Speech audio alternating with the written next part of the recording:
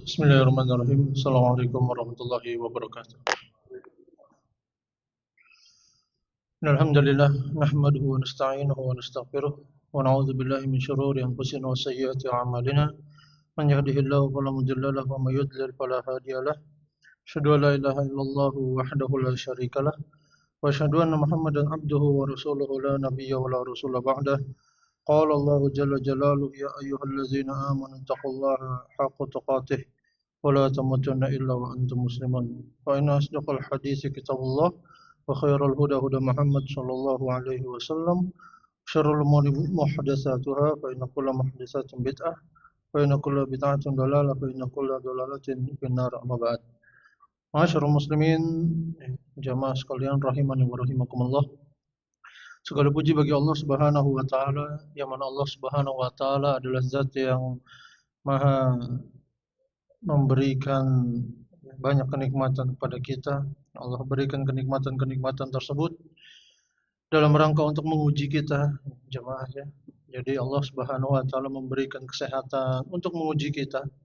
Allah berikan waktu kepada kita untuk menguji kita. Allah berikan nikmat harta kepada kita untuk menguji kita. Linabluwakum ayyukum ahsanu amala, ya.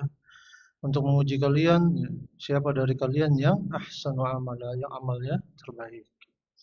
Oleh karenanya jangan kita tertipu dengan apa yang kita punya saat ini. Ya.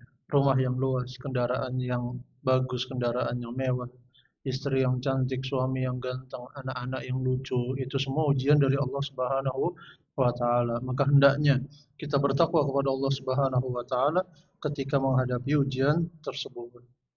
Kemudian salawat serta salam hendaknya kita aturkan kepada junjungan Nabi besar Muhammad sallallahu alaihi wasallam, yang mana beliau merupakan manusia yang terbaik, manusia yang kita nantikan syafaatnya di yaumil qiyamah kelak. Semoga Allah Subhanahu wa taala memudahkan kita untuk mendapatkan syafaat beliau, amin ya rabbal alamin. Ya. Masyarul muslimin rahimani wa rahimakumullah.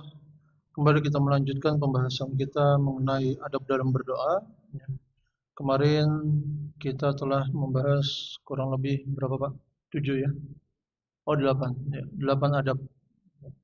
8 adab ketika kita ingin berdoa. Masya Allah. Banyak sekali Ustaz. Ya, ternyata berdoa saja adabnya banyak sekali ya. Yang pertama ya, kemarin yakni mencari waktu yang mustajab. Mencari waktu yang mustajab. Di hari Arafah, kemudian di bulan Ramadan, di sore hari Jumat ya, seperti yang tadi ya. Kemudian di waktu sahur, sepertiga malam terakhir. Nah, ini waktu-waktu yang kita diperintahkan untuk banyak berdoa kepada Allah Subhanahu wa taala. Kemudian yang kedua adabnya kita review sedikit. Yang kedua yakni memanfaatkan keadaan yang mustajab ketika kita ingin berdoa. Ya.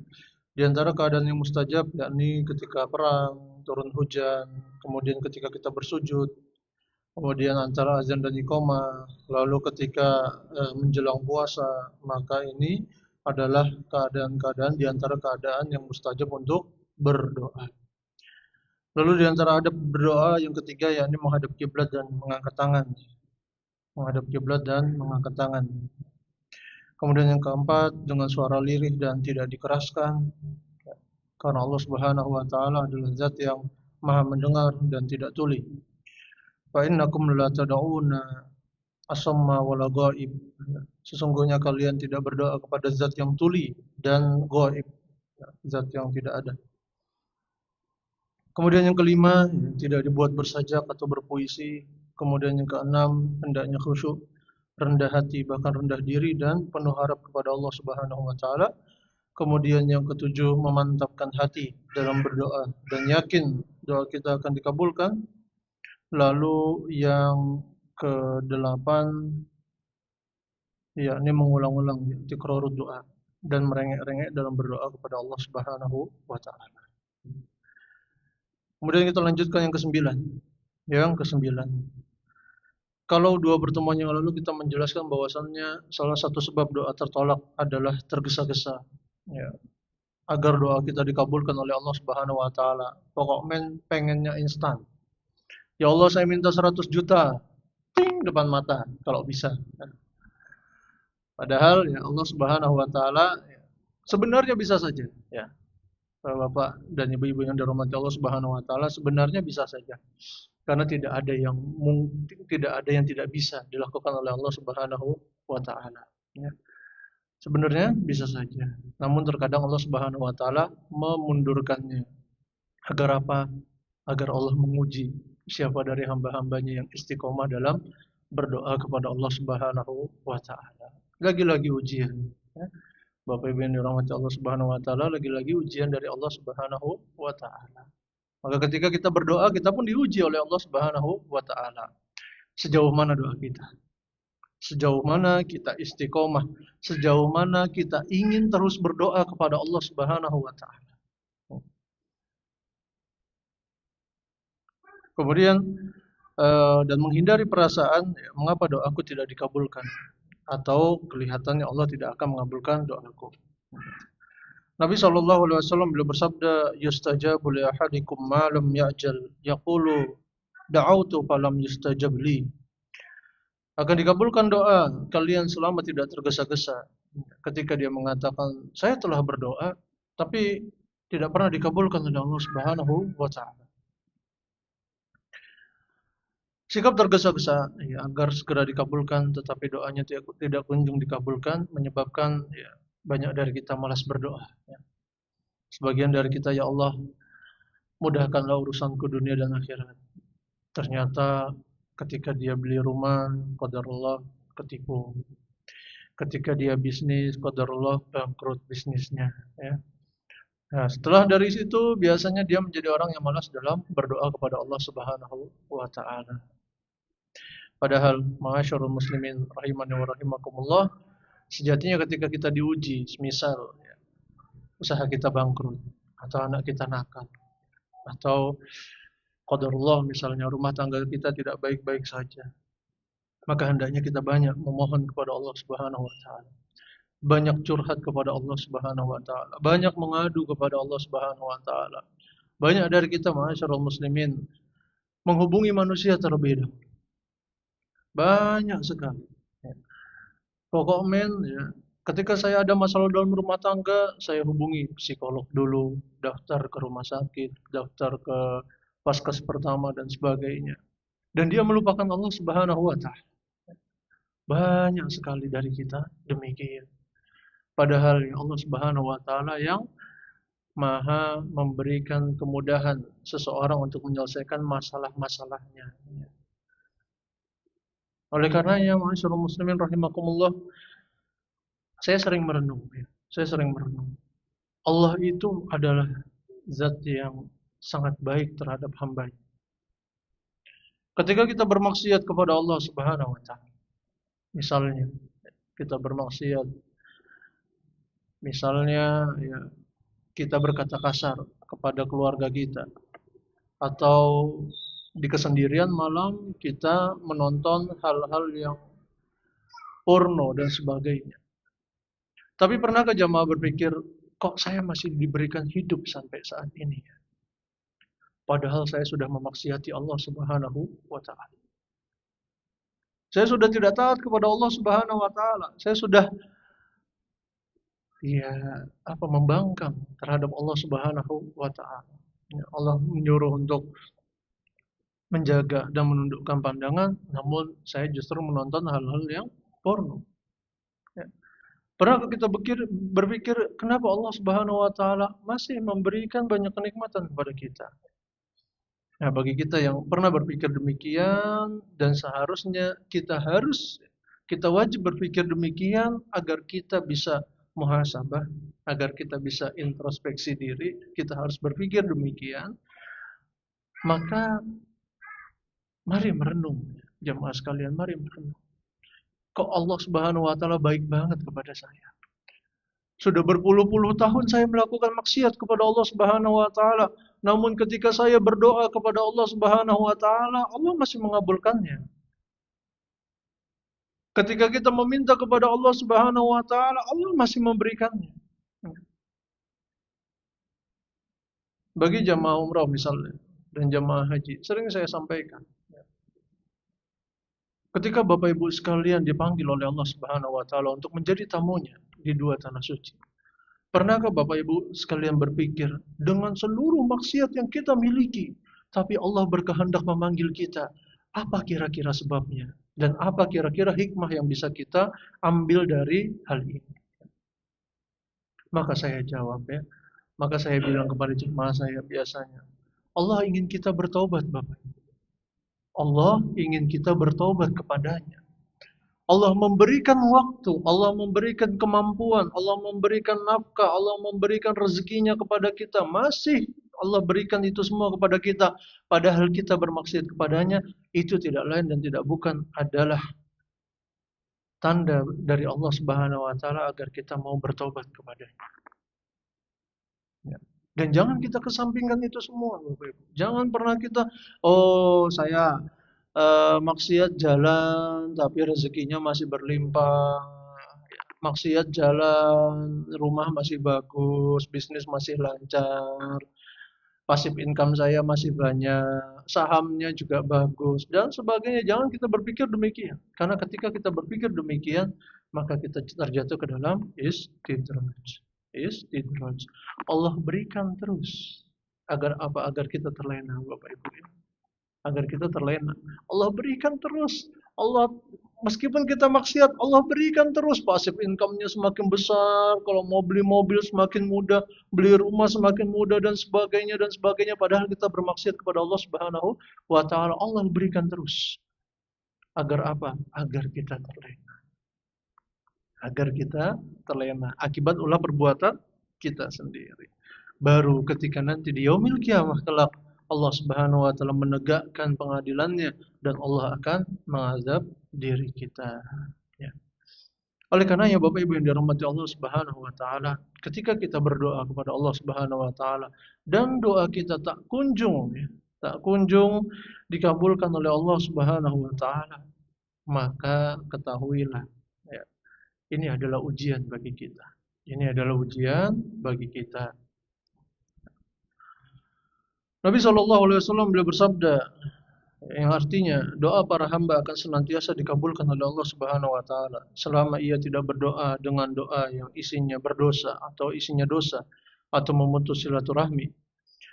Selama dia tidak terburu-buru, malam yasta'jil, selama dia tidak terburu-buru. Para sahabat bertanya, "Ya Rasulullah, apa yang dimaksud dengan terburu-buru dalam berdoa?" Qala yaqulu qad da'autu wa qad da'autu falam ara yastajib li.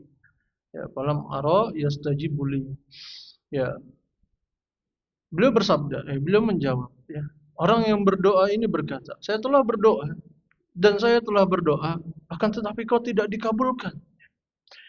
Kemudian dia berputus asa dan meninggalkan doa. Hadis riwayat Muslim dan hadis riwayat Abu Dawud. Nah, oleh karenanya jamaah sekalian yang dirahmati Allah Subhanahu wa taala, kemarin sudah kita katakan. Ketika kita bersujud kepada Allah, ketika kita sujud dalam salat kita, maka hendaknya kita membagi doa kita di setiap sujud. Membagi doa kita di setiap sujud. Sujud pertama membaca doa untuk orang tua, sujud kedua membaca doa untuk kebaikan dunia dan akhirat kita, ya. Hal tersebut dimaksudkan agar kita tidak bosan dalam berdoa kepada Allah Subhanahu wa taala. Kemudian di antara adab dalam berdoa kepada Allah Subhanahu wa taala yang ke-10 ialah memulai doa dengan memuji Allah dan bersalawat kepada Nabi sallallahu alaihi wasallam. Di antara adab ketika kita berdoa kepada Allah Subhanahu wa taala adalah kita memuji Allah Subhanahu wa taala. Dan hendaknya kita memuji Allah ya, banyak caranya ya. Jemaah sekalian, memuji Allah Subhanahu wa taala bisa dengan kita menyebutkan asmaul husnanya Allah Subhanahu wa taala, ya Rahman, ya Ghaffar, ya Ghafir, ya Musawwir dan sebagainya ya. Atau juga kita menyebutkan pujian-pujian untuk Allah Subhanahu wa taala. Sebagaimana yang kita sebutkan kemarin, Antal Ahad, lam yalid wa lam yulad, Anta As-Samad, Anta Hayyun la yamut, dan sebagainya, dan pujian-pujian yang lainnya. Kalau tidak bisa memuji dengan bahasa Arab, bahasa Indonesia tidak mengapa. Wahai Zat yang memberikan kebaikan kepada saya. Wahai Zat yang telah mengaruniakan saya keluarga yang baik. Wahai Zat yang telah mengaruniakan saya teman-teman yang baik. Wahai Zat yang telah memudahkan saya untuk beribadah padamu ya Allah. Ya. Kemudian kita sebutkan hajat kita. Ya. Nabi SAW pernah mendengar ada seorang yang berdoa dalam salatnya dan dia tidak memuji Allah dan tidak bersalawat kepada Nabi SAW. Kemudian beliau bersabda, orang ini terburu-buru. Orang ini terburu-buru. Kemudian beliau bersabda, apabila kalian berdoa, hendaknya dia memulai dengan memuji dan mengagungkan Allah Subhanahu wa taala. Kemudian berselawat kepada Nabi sallallahu alaihi wasallam, kemudian berdoalah sesuai dengan kehendaknya. Jadi ketika kita berdoa, Bapak Ibu, awali dengan memuji Allah Subhanahu wa taala. Bahkan kalau bisa pujiannya benar-benar pujian yang banyak kepada Allah Subhanahu wa taala. Karena Allah suka disanjung, karena Allah suka dipuji oleh hambanya. Setelah itu jangan lupa kita bersalawat kepada Nabi Shallallahu Alaihi Wasallam. Tidak perlu salawat yang panjang-panjang, ya. Tidak perlu salawat yang sampai panjang sekali, tidak. Misalnya, kalau saya pribadi biasanya berdoa, Bismillahirrahmanirrahim, Alhamdulillahirabbil alamin, Arrahmanirrahim, Maliki yaumiddin, Antal ahad, lam yalid wa lam yulad, Sallallahu ala nabiyyina Muhammad wa ala alihi wa sahbihi ajmain. Lantas kita berdoa. Lantas kita berdoa kepada Allah Subhanahu wa taala dengan mengungkapkan seluruh hajat kita. Ya, dengan mengungkapkan seluruh hajat yang kita ingin curhatkan, kita ingin bicarakan kepada Allah Subhanahu wa taala. Dan hal ini ya, ma'asyiral muslimin rahimakumullah, banyak sekali hilang di antara kita. Betapa banyak dari kita berdoa kepada Allah ya, tidak beradab sebagaimana yang kita katakan sebelumnya. Inginnya langsung saja, inginnya instan. Pokoknya saya berdoa pengennya langsung sekejap. Kalau bisa dikabulkan hari itu juga. Padahal ya, dia tidak memuji Allah Subhanahu wa taala, dia tidak bersalawat kepada Nabi sallallahu alaihi wasallam.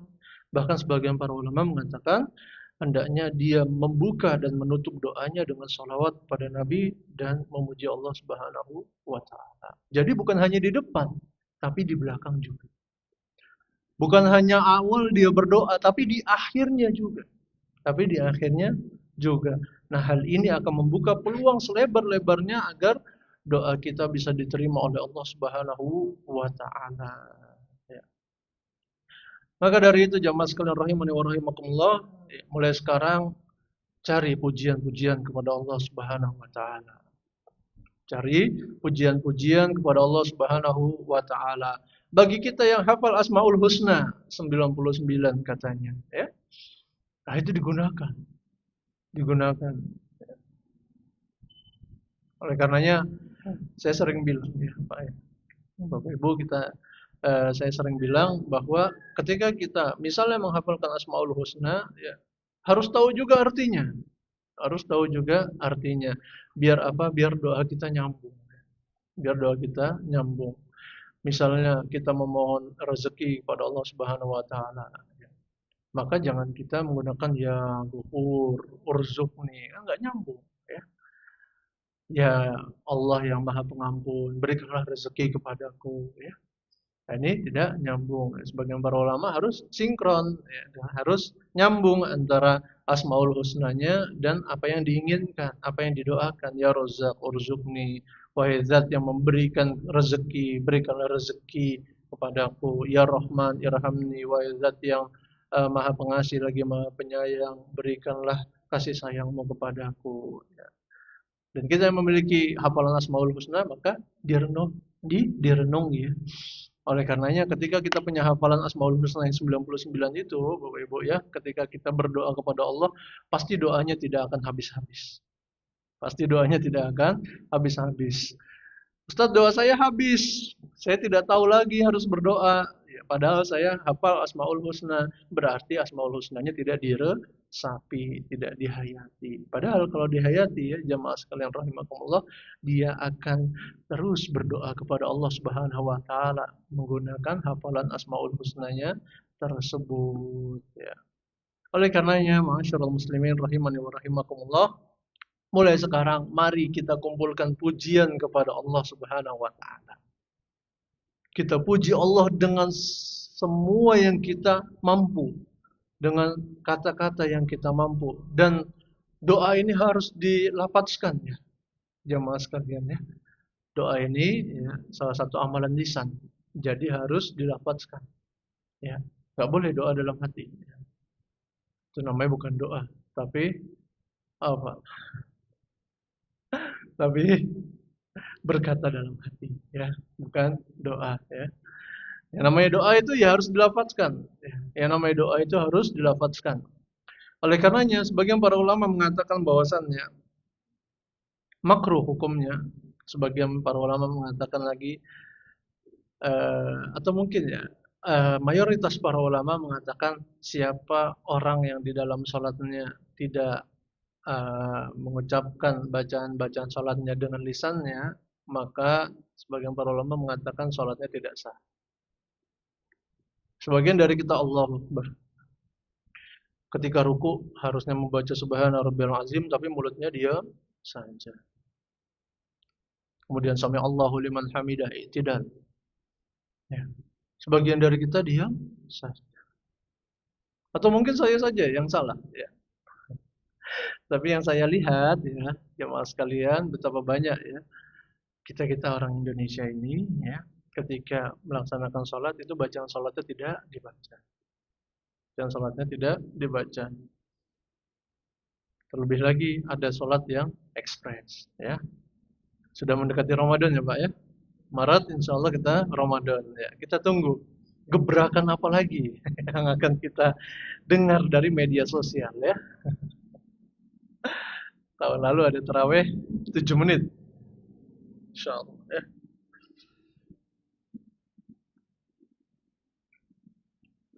Itu yang ke-10. Ya, memulai doa dengan memuji Allah Subhanahu wa taala dan bersolawat kepada Nabi sallallahu alaihi wasallam. Ya. Sebagian para ulama mengatakan dan diakhiri juga dengan salawat dan memuji Allah Subhanahu wa taala. Kemudian yang ke-11. Ketika kita ingin berdoa kepada Allah Subhanahu wa taala, maka hendaknya kita memperbanyak taubat dan memohon ampun kepada Allah Subhanahu wa taala. Ya.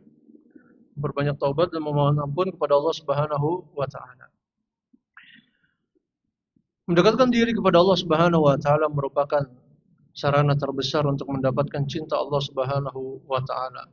Dan dengan cinta Allah, doa seseorang akan dikabulkan, akan sangat mudah dikabulkan.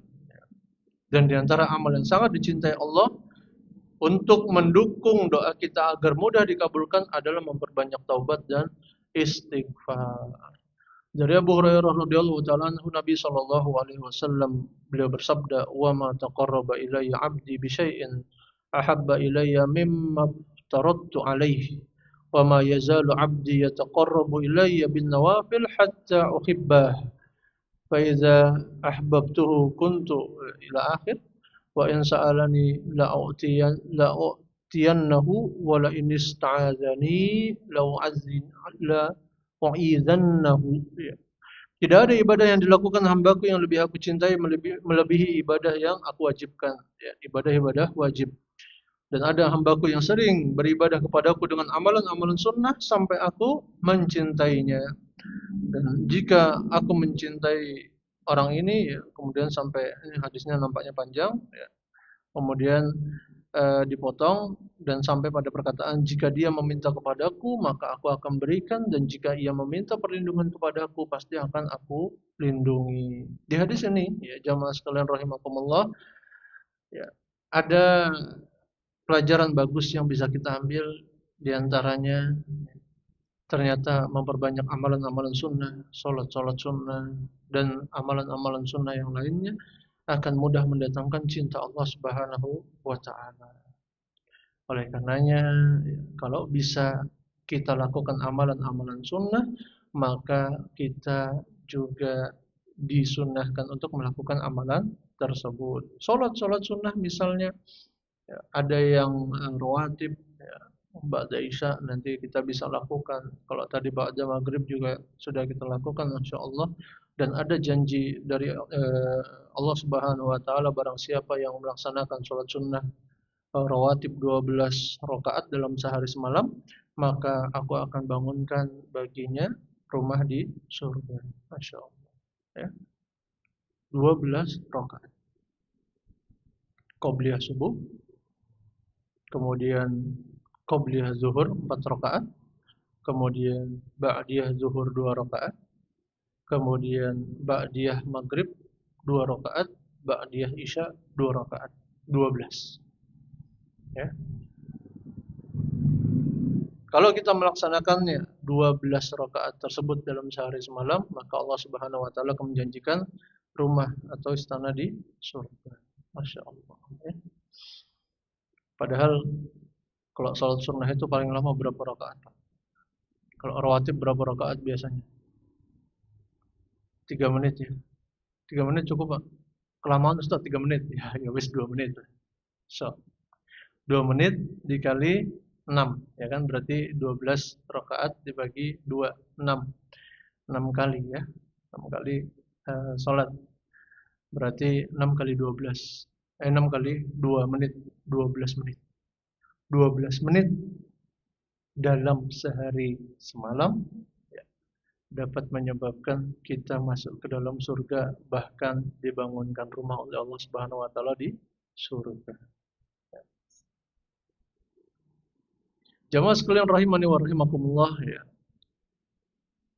Ketika kami atau ketika saya mengatakan demikian tadi, kira-kira apa yang tergambar di dalam benak Bapak Ibu sekalian?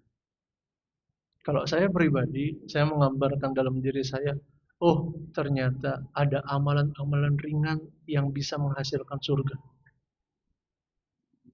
Ada amalan yang sangat ringan sekali bisa membuahkan surga Allah Subhanahu wa taala. Sebagian dari kita berpikir, oh kalau saya mau masuk surga, saya harus sodakoh sekian puluh juta, membantu anak yatim, kemudian berinfak di masjid ini, di masjid itu, di sana dan di sini. Boleh, hal demikian boleh kita pikirkan Bapak Ibu sekalian. Tapi kalau saya pribadi, itu terlalu jauh. Itu terlalu jauh. Ada amalan-amalan sederhana yang apabila kita lakukan mendapatkan banyak keutamaan sekali. Banyak sekali keutamaannya ya. Tadi contohnya 12 rakaat salat rawatib sehari semalam. Kemudian zikir kepada Allah Subhanahu wa taala. Masya Allah. Memang terkadang kita terluput jemaah ya. Kadang kita lalai, terkadang kita tidak melakukannya. Karena apa? Karena kita tersibukkan oleh dunia. Betapa banyak pikiran-pikiran dunia melalaikan kita dari Allah Subhanahu wa taala. Sebagian kita lebih banyak memikirkan tentang dunianya ketimbang berpikir tentang akhiratnya. Ya. Kemudian yang ke-12 ketika kita ingin berdoa kepada Allah Subhanahu wa taala, adabnya yang ke-12 yakni hindari mendoakan keburukan baik untuk diri sendiri, anak maupun keluarga. Ya.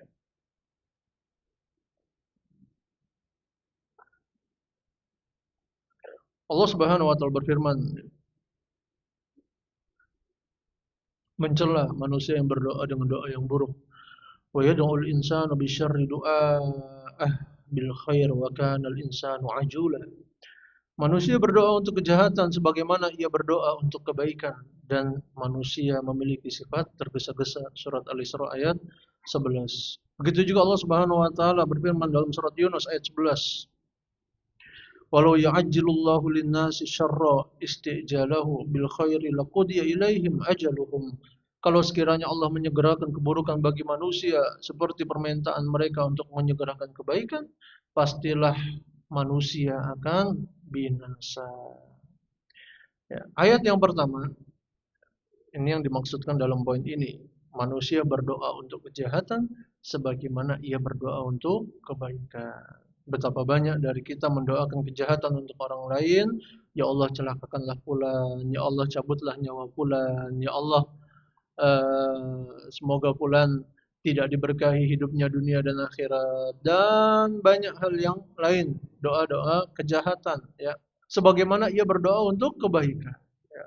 Sebagaimana ia berdoa untuk kebaikan, ya Allah rahmatilah saya, ya Allah berikanlah rezeki yang berlimpah kepada saya, ya. Banyak manusia yang demikian. Kemudian di ayat yang kedua, kalau sekiranya Allah menyegerakan keburukan bagi manusia seperti permintaan mereka untuk menyegerakan kebaikan, pastilah manusia akan binasa. Kalau Allah menyegerakan doa-doa buruk manusia kepada manusia yang lainnya, maka tidak akan ada lagi manusia di muka bumi. Ya, karena pasti akan binasa. Oleh karenanya Allah Subhanahu wa taala tidak menerima doa keburukan. Ayat ini berbicara tentang orang yang mendoakan keburukan untuk dirinya, hartanya, keluarganya dengan doa keburukan. Dari Jabir radhiyallahu taala anhu, Nabi sallallahu alaihi wasallam beliau bersabda, la tad'u ala anfusikum. Janganlah kalian berdoa keburukan untuk diri-diri kalian.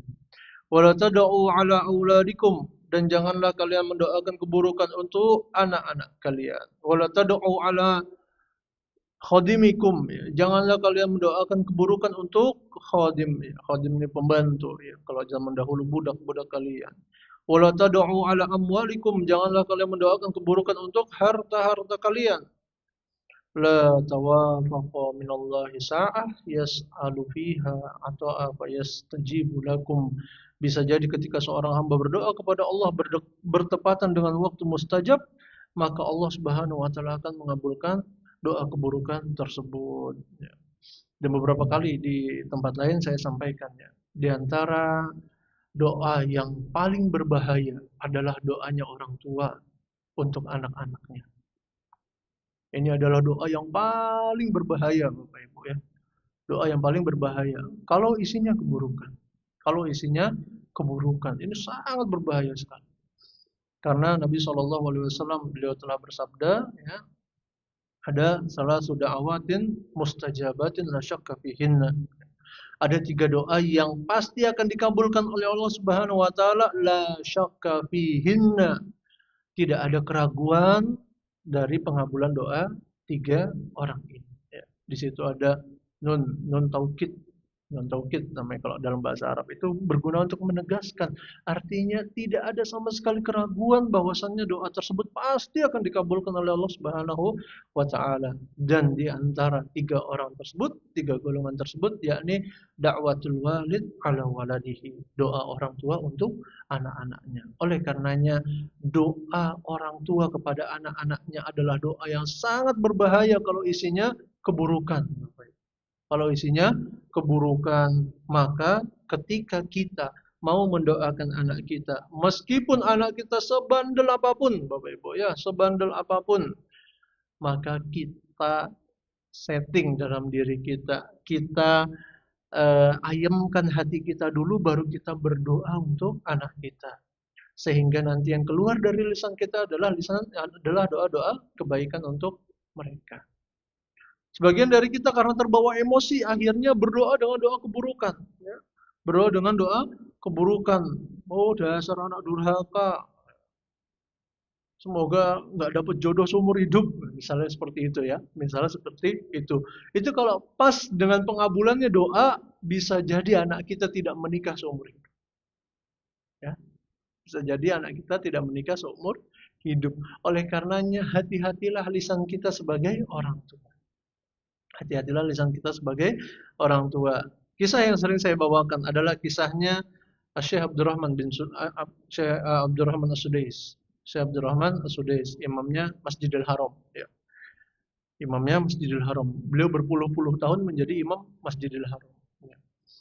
Di antara sebab yang beliau katakan sendiri, ya, di antara sebab, ya, yang menjadikan beliau imam Masjidil Haram sekarang adalah doa buruk ibunya. Bayangkan. Doa buruk ibunya, dalam tanda kutip, doa buruk ibunya. Karena kisahnya pada saat itu, ya, Sudais kecil, pada saat melihat makanan yang sudah terhidang di meja makan, karena keluarganya akan menyambut tamu, lantas dia mengambil pasir, kemudian ditaburkan di atas makanan tersebut. Ya, ibunya kaget, ibunya shock. Ya. Kemudian ibunya berkata, sana, pergilah ke Masjidil Haram, jadilah imam di sana. Jadilah imam di sana. Dan ini kata beliau adalah salah satu penyebab, doa ibu saya adalah salah satu penyebab yang menjadikan aku menjadi imam Masjidil Haram sampai sekarang. Ya, oleh karenanya Bapak Ibu yang dirahmati Allah Subhanahu wa taala, lisan orang tua ini berbahaya kalau isinya doa-doa keburukan untuk anak-anaknya. Oleh karenanya, ya, jamaah sekalian rahimani wa rahimakumullah, ketika kita sedang dalam kondisi marah, ya, sudah ada adabnya. Yang mungkin insya Allah kita bahas di kesempatan-kesempatan yang lain kalau ada kesempatannya, ya. Adab ketika marah, ya. Agar bagaimana kita itu tidak menuruti hawa nafsu amarah kita dan sebagainya, ya. Ya. Jamaah sekalian rahimani wa rahimakumullah, itu adalah yang ke 12. Yang ke 12. Kemudian yang terakhir yang ke 13. Yang ke 13, yakni menghindari makanan dan harta haram. Menghindari makanan dan harta yang haram.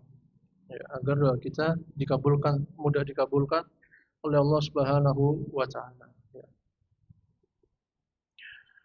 Sebagaimana yang kita bawakan tentang sebab-sebab ditolaknya doa, diantaranya makanan haram, maka hadis itu juga yang akan kita bawakan, ya.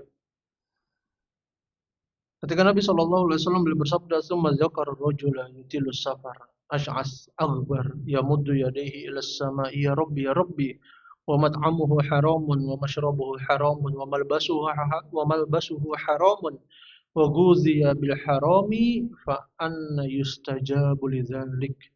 Fa anna yustajabu lahu, sebagian riwayat fa anna yustajabu lidzalik.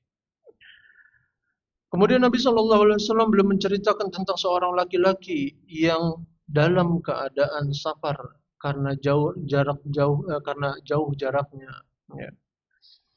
Sehingga rambutnya kusut, rambutnya berdebu. Orang itu mengangkat tangannya ke atas langit seraya berdoa kepada Allah Subhanahu wa taala, "Ya Rabbi, wahai Allah, ya Allah, ya Allah." Akan tetapi makanannya haram, minumannya haram, pakaiannya dari yang haram. Ia makan dengan makanan yang haram. Maka bagaimanakah Allah Subhanahu wa taala akan mengabulkan doa orang tersebut? Maka jamaah sekalian rahimani wa rahimakumullah, hadis ini memberikan motivasi kepada kita agar memperhatikan dari mana kita mendapatkan harta untuk menafkahi keluarga kita, ya. Jangan kita asal-asalan jamaah, ya. Pokoknya semuanya diambil, pokoknya semuanya disikat, nggak peduli itu harta halal, harta haram, harta syubhat, diambil semuanya pokoknya, ya. Yang penting anak saya bisa makan, istri saya bisa makan dan sebagainya. Maka hal ini tidak diperbolehkan di dalam Islam, ya. Karena terkait perkara harta, Allah Subhanahu wa taala akan bertanya tentang dua pertanyaan. La tazulu qadama 'abdin yaumal qiyamah hatta yus'al an arba. Tidak akan melangkah kaki seorang anak Adam di hari kiamat sampai ia ditanya tentang 4 perkara, dan di antara 4 perkara tersebut wa an malihi, dan tentang hartanya, min aina iktasabahu wa aina anfaqahu, dari mana dia dapatkan harta tersebut dan kemana dia infakkan. Jadi jamaah sekalian rahimani wa rahimakumullah, harta kita yang kita dapatkan dari jalur yang haram akan ditanya, dimintakan pertanggungjawabannya oleh Allah Subhanahu wa taala. Harta kita dari hasil yang tidak jelas juga akan ditanya oleh Allah Subhanahu wa taala. Bahkan harta kita yang halal pun akan ditanya oleh Allah Subhanahu wa taala. Oleh karenanya, mari kita perhatikan dari mana kita mendapatkan harta yang kita bawa pulang untuk menyuapi keluarga kita.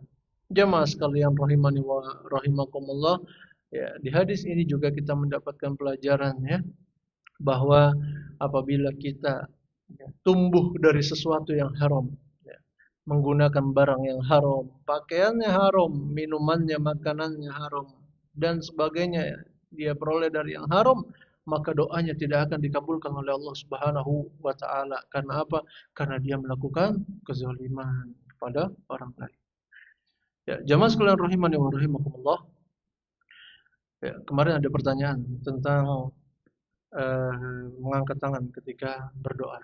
Ya, mengangkat tangan ketika berdoa setelah sholat. Setelah sholat. Ya. Begitu saya baca-baca atau begitu kami baca-baca jamaah sekalian ya. Begitu kami baca-baca, ya, ada khilaf, ada perbedaan pendapat ya, di antara para ulama tentang mengangkat tangan ketika setelah selesai sholat fardu untuk berdoa pada Allah Subhanahu wa taala. Sebagian ulama semisal Syekh bin Baz, beliau mengatakan hal ini tidak diperbolehkan. Ya, hal ini tidak diperbolehkan. Hal ini adalah sesuatu yang mengada-ada di dalam agama, ya, sesuatu yang baru di dalam agama sehingga tidak diperbolehkan.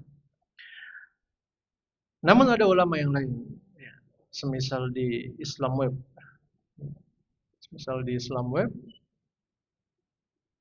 islamweb.net, ya, beliau mengatakan, saya bacakan hasil akhirnya saja, ya, hasil akhirnya saja. Setelah beliau menjabarkan seluruh hadis-hadis tentang mengangkat tangan setelah doa, ya, beliau mengatakan bahwasannya ketika kita berdoa kepada Allah Subhanahu wa taala di waktu setelah sholat yang fardu, maka diperbolehkan untuk mengangkat tangan. Diperbolehkan untuk mengangkat tangan, ya. Namun kata beliau, adapun bolehkah mengusap? Bolehkah setelah kita berdoa kepada Allah kemudian kita mengusap ke arah wajah kita? Bolehkah? Ya. Maka sepakat para ulama tidak diperbolehkan. Sepakat para ulama tidak diperbolehkan. Adapun mengangkat tangannya ulama khilaf. Ulama khilaf. Ada yang membolehkan, ada yang tidak. Ada yang membolehkan, ada yang tidak. Oleh karenanya kami mengambil jalan tengahnya sebagaimana yang kami sebutkan kemarin. Kalau kita punya hajat yang benar-benar harus didoakan kepada Allah, pada saat itu juga kita bisa mengangkat tangan. Dalam arti, kalau kita ingin keluar dari khilafnya para ulama, boleh sesekali. Boleh sesekali. Sebagaimana sholat tahajud. Bolehkah dilakukan berjamaah? Jawabannya boleh sesekali, ya, boleh sesekali. Demikian jemaah yang dirahmati Allah Subhanahu wa taala, pertemuan kita pada malam hari ini, ya. Semoga Allah Subhanahu wa taala mengaruniakan kepada kita ilmu yang bermanfaat. Allahumma 'allimna ma yanfa'una wanfa'na bima 'allamtana wa zidna ilman. Sallallahu ala nabiyina Muhammad alhamdulillahi rabbil alamin. Kita tutup dengan doa kafaratul majlis. Subhanakallahumma rabbana wa bihamdika asyhadu an la ilaha illa anta astaghfiruka wa atubu ilaik. Assalamu alaikum warahmatullahi wabarakatuh.